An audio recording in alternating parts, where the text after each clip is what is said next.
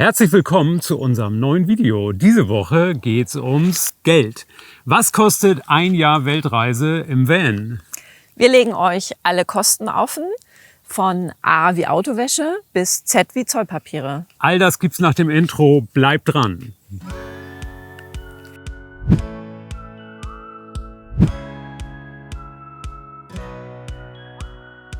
Wir sind Petra und Christoph aus Hamburg. Ein Jahr verbringen wir auf kleinstem Raum mit größtmöglicher Freiheit in unserem Pössl-Kastenwagen. Unser Weg führt uns über den Balkan, durch den Kaukasus und die zentralasiatischen Staaten entlang der Seidenstraße. Auf dieser Midlife-Reise füllen wir weiße Flecken auf unserer persönlichen Landkarte. Filling White Spots eben.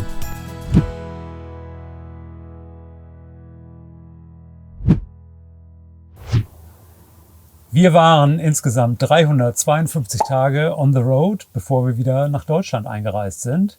Und gefahren sind wir 36.303 Kilometer. Dabei haben wir insgesamt 17 Länder bereist. Was wir insgesamt auf dieser Reise ausgegeben haben, das erzählen wir euch jetzt. In der Kategorie A läuft bei uns zum Beispiel die Autowäsche. Wir haben Puschel natürlich öfter mal in die Waschanlage geschickt und dafür 39 € bezahlt. Autoversicherung mussten wir ebenfalls einlösen, immer dann, wenn die grüne Versicherungskarte das Land nicht abgedeckt hat, in das wir gerade eingefahren sind. Dafür haben wir 162 € bezahlt. Und A wie Abschleppen. Die Fans unter euch wissen es, am Berg Ararat brauchten wir einmal Hilfe und auf dem Pamir Highway kurz hinter Korok. Wir haben dafür insgesamt 235 € bezahlt.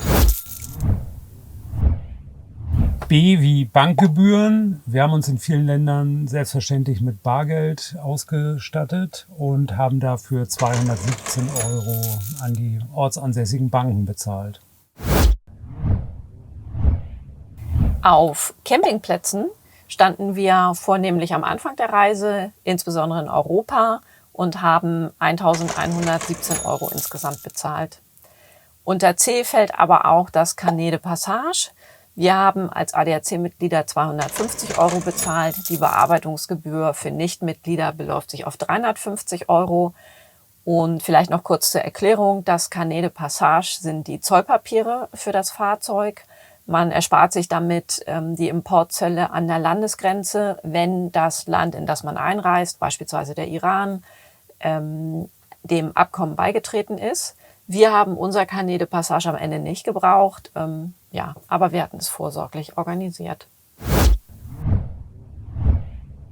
Wer mit dem Van auf Reisen geht, der braucht logischerweise viel Kraftstoff. Wir haben für Diesel insgesamt 3.707 € bezahlt und damit immerhin 36.000 Kilometer hinter uns gebracht. Wir waren öfter mal essen. Und wenn ich auf die 1.809 € gucke, waren wir öfter essen, als wir das gedacht hätten. In die Kategorie E fällt bei uns aber auch Eintritt für Sehenswürdigkeiten, Museen etc. Und dafür haben wir 1.406 € ausgegeben. Die Rückkehr nach Europa haben wir, wie ihr wisst, nicht nur zu Lande gemacht, sondern auch auf dem Wasser.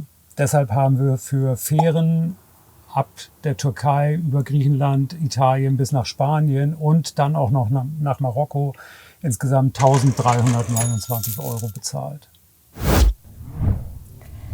Wir haben Gas getankt, LPG zum Kochen, zum Heizen, für den Kühlschrank und haben dafür insgesamt 227 € ausgegeben.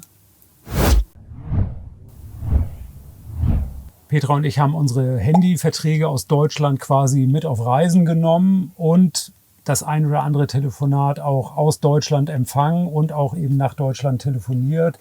Dadurch haben wir 759 € an Handygebühren auf der Uhr. Dazu gehört auch eine internationale Haftpflichtversicherung, die wir abgeschlossen haben. Dafür haben wir 64 € bezahlt. Und Gott sei Dank mussten wir sie aber nicht in Anspruch nehmen. Wir haben uns vor der Reise durchimpfen lassen gegen alle möglichen Maleschen in diesen Ländern und haben dafür 667 € bezahlt. und in die Kategorie I fällt auch das Thema Internet. Wir haben immer viele Daten gebraucht, nicht zuletzt um Filme zu machen und haben für das Thema Wi-Fi, SIM-Karte, Internet 521 € bezahlt. Eine der wichtigsten Versicherungen, nicht nur auf Reisen, sondern generell, ist natürlich die Krankenversicherung. Wir haben für unsere Auslandskrankenversicherung für dieses Jahr 1.724 € sinnvoll investiert. All die, die uns von Anfang an begleiten, wissen, wir lieben es, an verschiedenen Orten Kaffee trinken zu gehen. Und als wir gesehen haben, was wir dafür letztendlich ausgegeben haben, waren wir selber ein bisschen überrascht. Es sind nämlich insgesamt 1.301 €. Wir haben viel im Van gekocht und insgesamt für Lebensmittel 4.604 € ausgegeben. Nachdem wir wieder in Europa waren, kam das Thema Maut auf uns zu. Dafür haben wir 345 € zahlen müssen. Vor der Reise haben wir gemeinsam mit unserer Hausärztin eine Medikamenten-Notfallliste erarbeitet und haben für 480 € Medikamente an Bord gehabt, die wir teilweise auch benutzt haben. N wie Nahverkehr. Wir sind in manchen Ländern, hauptsächlich in den großen Städten, öfter mal mit dem öffentlichen Nahverkehr gefahren und haben dafür 118 € ausgegeben. Je weiter man Richtung Osten fährt, desto schlechter wird bekanntlich der Dieselkraftstoff. Und aus dem Grund haben wir regelmäßig Ölwechsel machen lassen und haben dafür 435 € bezahlt. Wir sind nicht nur gefahren, wir haben zwischendurch auch mal geparkt. Manchmal haben wir fürs Parken auch Geld bezahlt und insgesamt waren das 208 €. R steht bei uns für Reparaturen. Die große Panne, die wir auf dem Pamir Highway hatten, ausgelöst durch den verstopften Dieselpartikelfilter, hat ein mittelgroßes Loch in die Reisekasse gehauen, nämlich 1.064 €. Darin enthalten ist auch die Rückfahrt mit dem Pamir-Taxi nach Duschanbe, da wir dort unser Steuergerät umprogrammieren lassen mussten. Ebenso darin enthalten sind die Hotelübernachtungen, die wir da vor Ort hatten. Unter S haben wir eine etwas missliche Kategorie. Wir haben in 3 Ländern Strafmandate kassiert. Einmal in Armenien, in Georgien und in Spanien und leider dafür insgesamt 99 € bezahlt. In dem einen oder anderen Land bietet es sich an, sich mit dem Taxi fortzubewegen. Wir haben insbesondere in Taschkent ausreichend Gebrauch davon gemacht. Erstaunlicherweise schlägt das aber nur mit 32 € zu Buche, aber auch diese Kosten gehören natürlich in die Aufstellung. Vor der Reise haben wir Unfallversicherungen abgeschlossen, weil wir Unfälle für eines der größeren Risiken halten auf einer solchen Reise. Und dafür haben wir insgesamt 544 € bezahlt.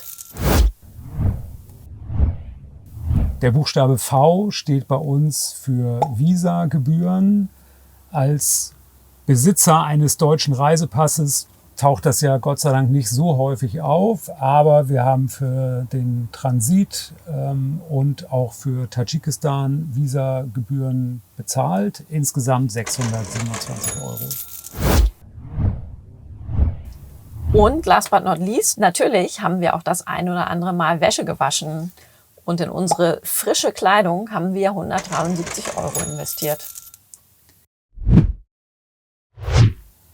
Insgesamt haben wir also für unsere Reise 24.263 € bezahlt.